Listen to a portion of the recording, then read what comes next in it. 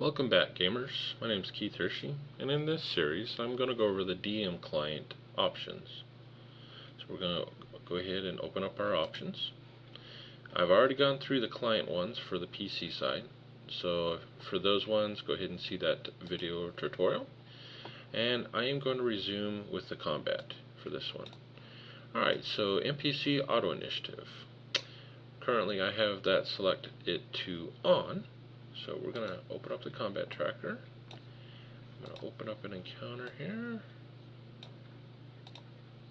We'll use this one. And how this works is when I go to enter these, or this encounter into the combat tracker, with that on, you'll notice that all the initiatives are automatically rolled as they enter. Okay? So that's how that works. Now for the group, let me get rid of these guys. When I turn it to group and when I insert them, you're going to notice all the same type of monster is going to get all the same initiative. So the Quickling got a 33, all the Wasps are at 12. Okay? Or you can completely turn that off.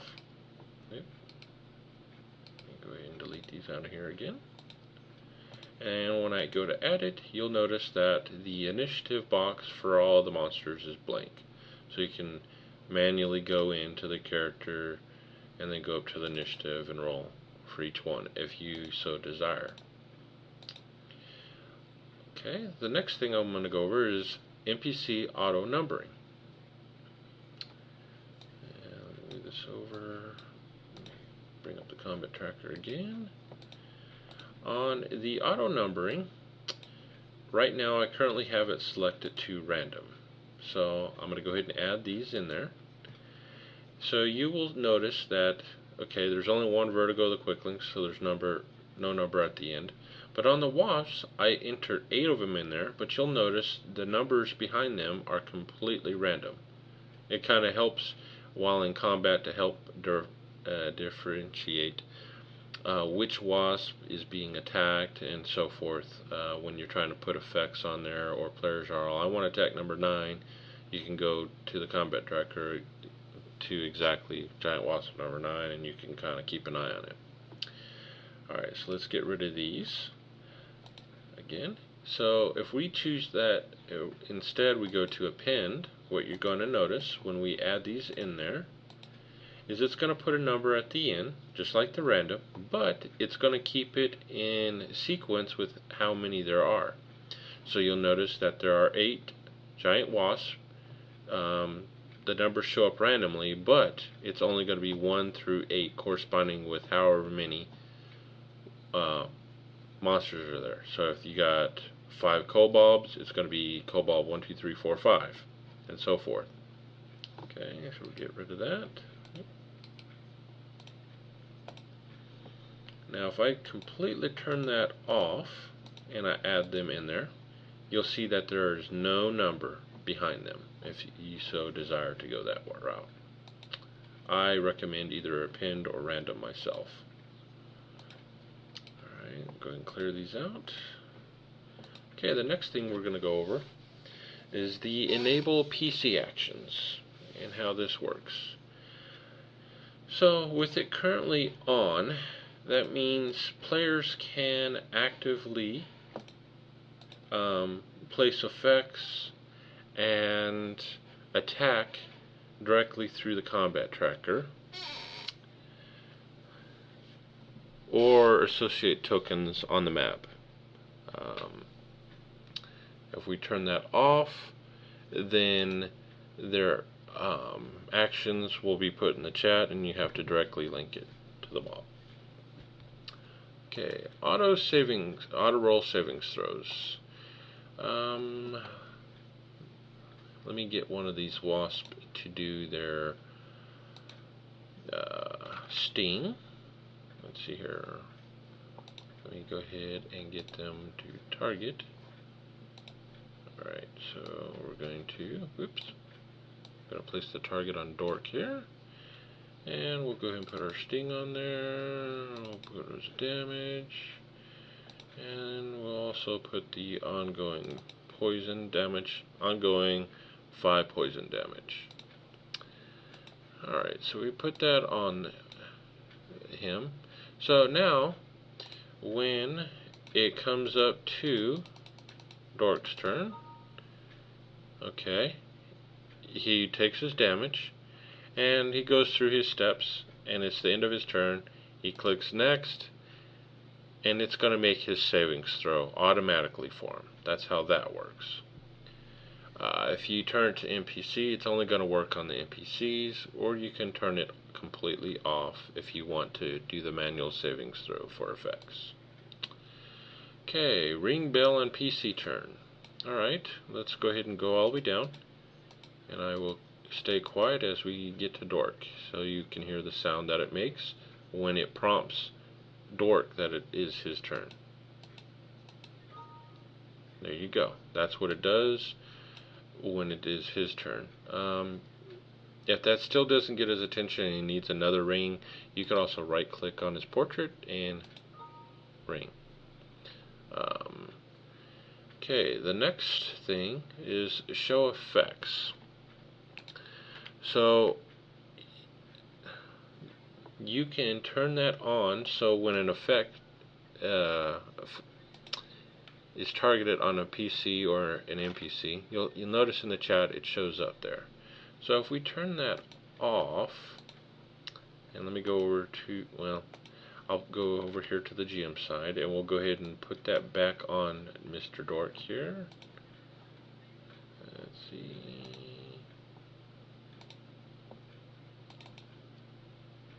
You'll notice when I double clicked it, it didn't show up there, down there, but you'll notice that it is still there. Damage ongoing, 5 poison, but it did not show up in the chat channel. So that's how that works. So I'm going to turn that back on. Okay, there's also this one, turn stop at round start.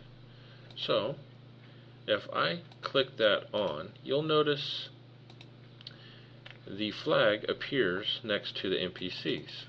So if I go ahead and scroll all the way down, and it's the end of the round, with that turned on, at the end of that round there's no red flag. So you could use that if there's more monsters that are coming into the fray, you can add them in or whatnot. Or you can turn that off to where it will just automatically cycle through to the next mob and just keeps going and so forth. Okay, then we have view show PC health to clients. So how this works is when it's the PC turn, oops, I'm going too quick here. Actually, let me load up another PC so we can see this in action.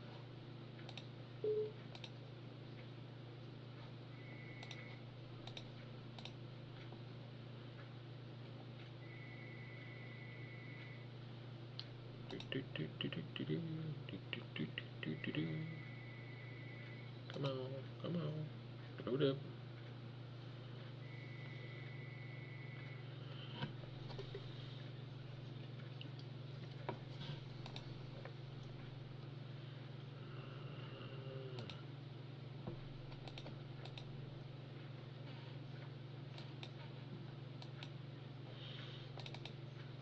Okay, so if I open up the combat tracker, currently I have that option set to on. So the different players can see exactly how many hit points they have. If I turn that off, Forrest here now looks at Bloody, and all he knows is, or looks at Dork here and sees that he's bloodied. He doesn't see that he's only at 20 hit points, or he's down by 20 hit points. So that's how that works. Actually, I like that, so I'm going to leave that there for now. I'm going to throw a curve at my players. Alright, next thing I want to show you is the set GM voice to active CT. With that currently on, you're going to look down here at the chat right now. It says GM key. So if I go down and I'm now on the giant wasp, you'll see that it sets the current actor to the wasp. So I can actually talk, or in this case, I can buzz. Oops, let me scroll down so you can see everything that's going on. And it'll show up as this. So let's go down to the quickling. And you're going to notice that that giant wasp is going to turn to vertigo. So now he could say something. So there we go. So that's how that works. If I turn that off, it will not come up here and say that. It'll just stay on GM Keith. Okay. The next thing here, show all whispers to GM. Currently I have that selected on. So if these two players are talking back and forth to each other, so slash whisper, and let's see here, this guy's going to go, he's going to say hiya to him, and as a GM I can see that Dork is talking to Forrest and what he said. Okay, now if I turn that off, let's see how that works.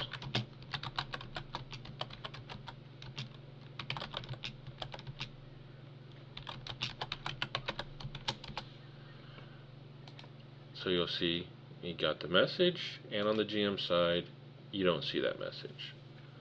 So I like to turn that on because sometimes you can get information and insight, and you can kind of help build more atmosphere by knowing what they're talking about.